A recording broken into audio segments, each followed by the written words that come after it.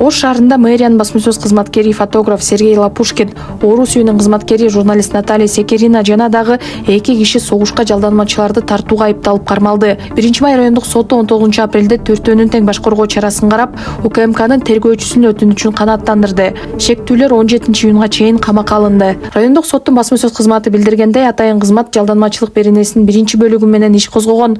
Башкача айтканда, Ош шаарында кармалгандар башка мамлекеттердеги куралдуу жаңжалдарга жалдануучуларды азгырып тартуу, каржылоо, материалдык жактан камсыз кылуу жана үйрөтүүгө айыпталып жатышат. Бул берене боюнча күнөөлүү деп табылгандарга 7 жылдан 10 жылга чейинки мөөнөткө эркиндигинен ажыратуу жазасы каралган. УКМК азырынча бул иш боюнча эч кандай маалымат бере элек. Сергей Лапушкин Ош мэриясынын басма-сөз кызматында көп жылдан бери иштеп келген.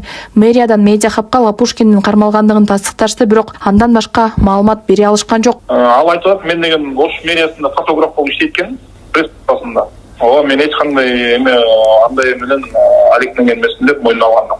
Бизге азырынча андай толук маалымат жок. Бизге ошондой бир Кыргыз Республикасынын бир жараны арызы менен кайрылган экен. Ушундай жарандар эме кылып депчи.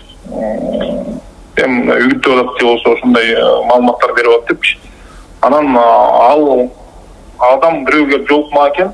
Анан жолуккандан кийин ошол адам буларды биз менен мага ушундай жардам берген ушулар деп буларды көрсөтөт да. Мындай айтканда буларга таза көрсөтмөлөр боюнча да. Андай бирөөгө берип аткан кармоо андай акча төлөп аткан моменттер жок. Ал эми Наталья Секерина Ош шаарындагы жергиликтүү медиаларда журналист болуп иштеген. Ал медиа сабаттуулук боюнча жаштарга тренинг өтүп турган. Наталья сот тарамакта Натали Кепрал деп катталып, Орус үйүнүн иш-чараларын такай бөлүшүп турган.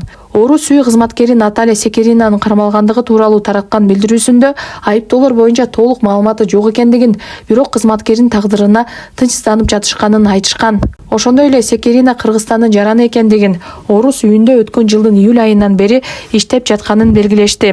Ал медиа менен байланыш түзүүгө жооптуу болгон дешет. Орус үйүнүн Бишкекте жана Ошто 2 мекемеси бар. Оштогу бөлүмү 2016 жылдын ноябрында ачылган. Анын сайтында мекеменин негизги багыты эки өлкөнүн гуманитардык тармактагы байланышын өнүктүрүү экендиги жазылган. Орус үйү жаштарга жана мектеп окуучуларына багытталган ар кандай иш-чара, конкурстарды өткөрүп келет. Алар балдарды Орусияга окууга, стажировкага жөнөтүшөт. Сергей Лапушкин Наталья Секерина менен бирге айыпталган 2 киши боюнча азырынча эч кандай маалымат жок. 10 апрелде Украинанын Хачужит мамлекеттик долбоору Орусия тарапта Украинага каршы согушкан деп 360 кыргыз жаранынын тизмесин чыгарган. Ал тизмедегилердин эң күчүүсү 18 жашта болсо, улуусу 63 экендиги жазылган.